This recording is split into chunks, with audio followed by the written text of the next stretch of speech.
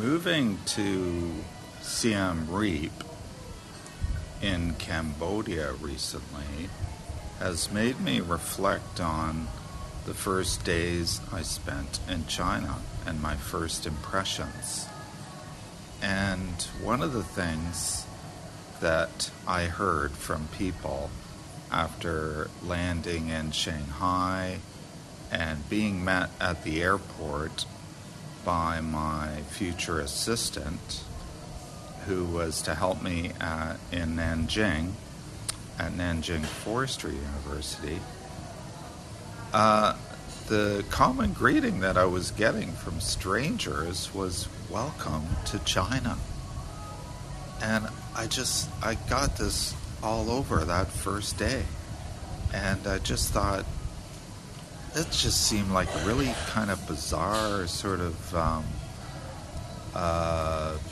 greeting, I guess, to say welcome to China. It made me feel like I was sort of entering the gates, like I had just reached the gate of a small village called China. And so thinking of this country of 1.4 billion people, and people talking about it as if it was like a village, welcome to China. That was the first really bizarre thing I noticed immediately. And then it continued on in Nanjing. I'd say over the first few weeks, first few months, the way people would act with me, so I had people kowtowing to me at one point at KTV, and then also I had a professor there. It said, kind of appointed one of his grad students to help me learn Chinese, and she did. What I remember, the first few lessons, the very first lesson, which really jumped out at me again, was, okay, I'm going to teach you how to say, greet a stranger on the street. And so she taught me Ni hao, mei nu, which means, hello, beautiful girl.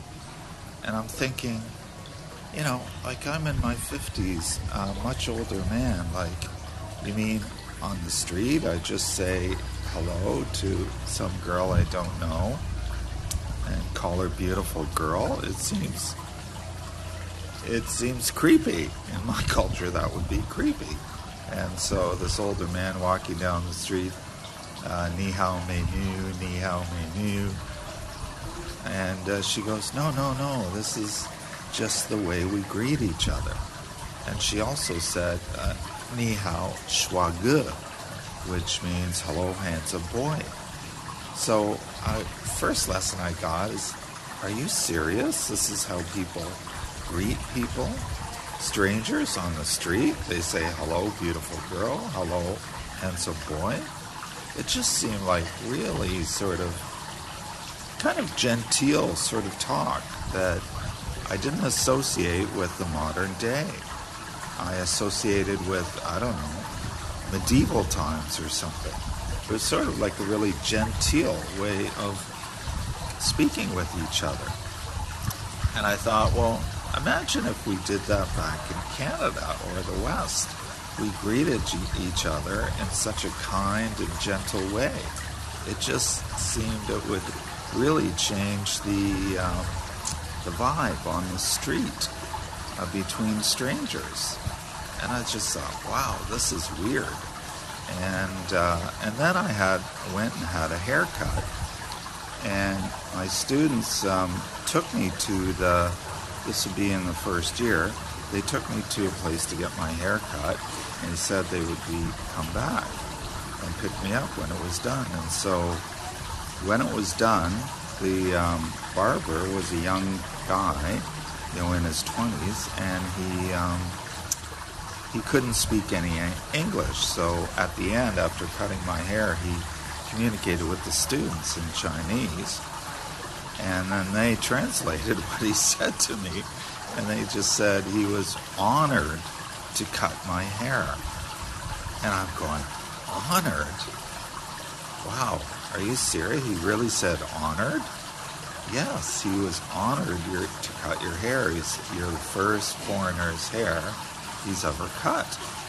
And he just wanted to share that. So these were some of the different things that occurred in the first months that I just thought, wow, I feel like I've gone back in time kind of socially, but when I look around at all the fancy buildings, tall skyscrapers, high-speed trains, that go 320 kilometers an hour, and brand new subway stations with gleaming subways, I'm going, like, how does that fit? It seemed to be like this kind of medieval mindset, this mindset from hundreds of years ago, and yet I see these modern buildings, modernity all around me.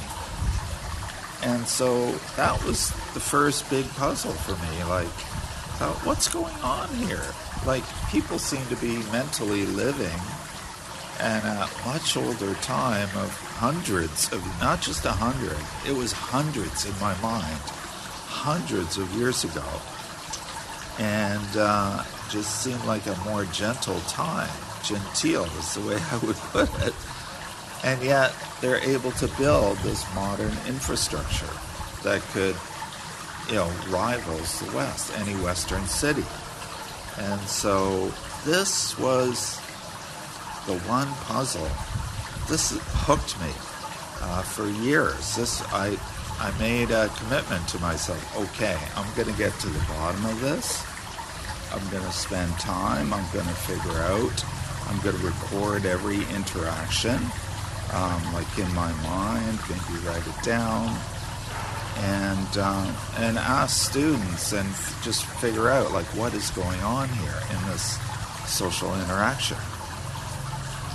And that was the commitment I made to myself more than about 13 years ago when I first started working in Nanjing, that I was going to decode Chinese culture and civilization. And so that's what I did in all my free time, constantly, for the rest of the 10 years that I taught in China, in 3 different cities, 2 different provinces, the second of which was the home of Confucius.